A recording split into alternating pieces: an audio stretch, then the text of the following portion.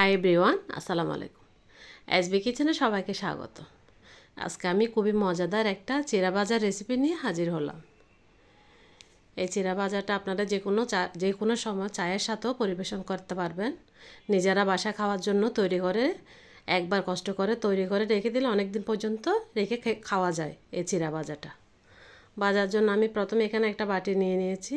এবার আমি চিড়াগুলো মেপে নিচ্ছি। এখানে আমার 4 কাপ পরিমাণ চিড়া হয়েছে।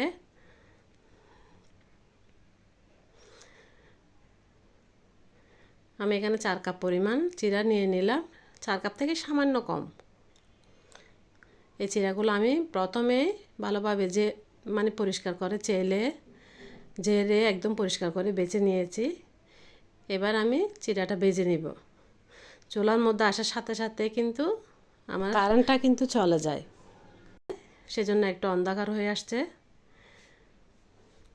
এবার আমি হালকা হাতে নেড়ে কিছুক্ষণ একটু সময় নিয়ে চিড়াগুলো ভেজে নিব। চুলার আঁচটা একদম লোয়ের মধ্যে রেখে আপনার চিড়াটা ভেজে নিতে হবে। চুলার আঁচটা কিন্তু বড় যদি থাকে তাহলে আপনার চিড়াটা মুচমুচে হবে না, এদিকে উপর থেকে পুড়ে যাবে।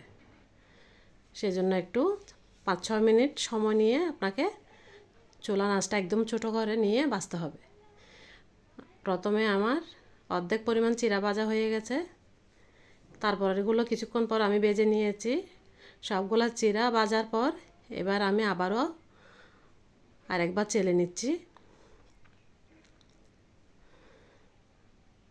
চিড়াগুলো ভাজার পরও কিন্তু আবার কিছু ছোটো অংশ বের হয়। আমি একটা জাঁচড়িতে করে নিয়ে একটু হালকা হাতে ঝেড়ে নিচ্ছি। দেখেন কতগুলো কিন্তু ছোটো এবং পুরো অংশ বের হয়েছে। এবার চুলায় আমি একটা পাতিল বসিয়ে এখানে আমি 2 টেবিল চামচ সয়াবিন তেল দিয়ে দিলাম, সরিষার তেল। আর সাথে দিয়ে দিচ্ছি এখানে আমি 3 টেবিল চামচ কাঁচা বাদাম। চুলার আঁচটা কিন্তু হালকার মধ্যে রেখে আপনাকে বাদামগুলো ভেজে নিতে হবে। একটু সময় নিয়ে ভাজতে হবে বাদাম কিন্তু ভাজতে অনেকক্ষণ সময় লাগে।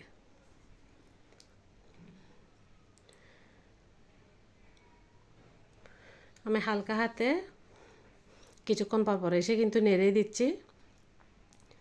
6-7 মিনিট পর হালকা যখন একটু ব্রাউন কালার হয়ে আসছে বাদামগুলো, আমি এই পর্যায়ে দিয়ে দিচ্ছি 2টা রসুনের কোয়া ছোটো ছোটো কুচি করে আমি কেটে নিয়েছি।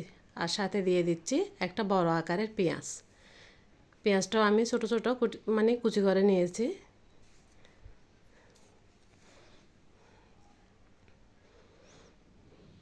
পেঁয়াজ এবং রসুনগুলো আমি ভালোভাবে তেলের সাথে আর বাদামের সাথে মিক্স করে ভালোভাবে একটু নেড়ে নিচ্ছি।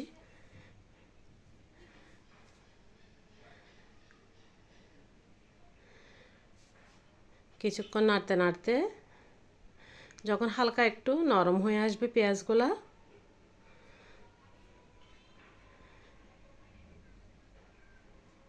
আমি কিন্তু আবারও আরেকটু নেড়ে দিচ্ছি। দেখেন চুলার আঁচটা কিন্তু একদম মিডিয়াম লোয়ের মধ্যে আছে।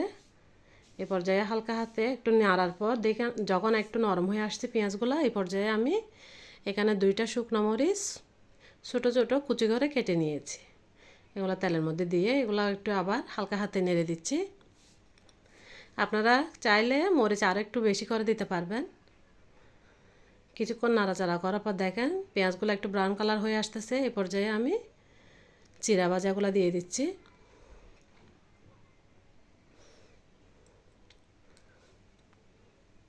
আর সাথে দিচ্ছি সামান্য পরিমাণ লবণ। আমি এখানে বিট লবণ দিয়েছি। আর দিচ্ছি 1 চা চামচ চিনি এবং লবণ দেওয়ার পর এবার হালকা হাতে একটু সবগুলোর সাথে ভালোভাবে মিশিয়ে নিচ্ছি চিড়াগুলা।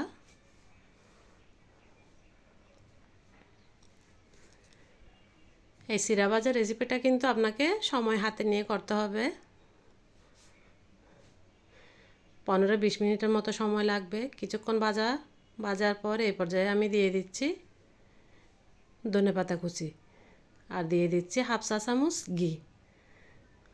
একদম শেষ পর্যায়ে ঘিটা দিলে কিন্তু আপনার চিড়া ভাজাটা খেতে অসাধারণ লাগে।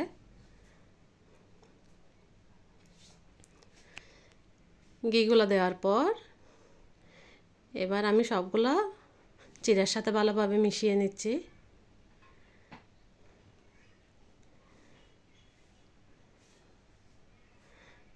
কতক্ষণ নাড়াচাড়া করার পর দেখেন চিড়াগুলো একটু ব্রাউন কালার হয়ে আসছে। এ পর্যায়ে আমি নামিয়ে ফেলেছি। দেখেন চিড়া ভাজাটা কিন্তু আমি এখন প্লেটে নিয়ে পরিবেশন করে দেখাচ্ছি আপনাদেরকে। দেখতে কিন্তু অনেক সুন্দর হয়েছে এবং লোভনীয়, খেতেও কিন্তু অসম্ভব মজা। কারো যদি আমার এই রেসিপিটা যদি একটু ভালো লেগে থাকে প্লিজ আমার চ্যানেলে একটা লাইক, কমেন্ট এবং সাবস্ক্রাইব করে দিবেন। ধন্যবাদ সবাইকে। আসসালামু আলাইকুম।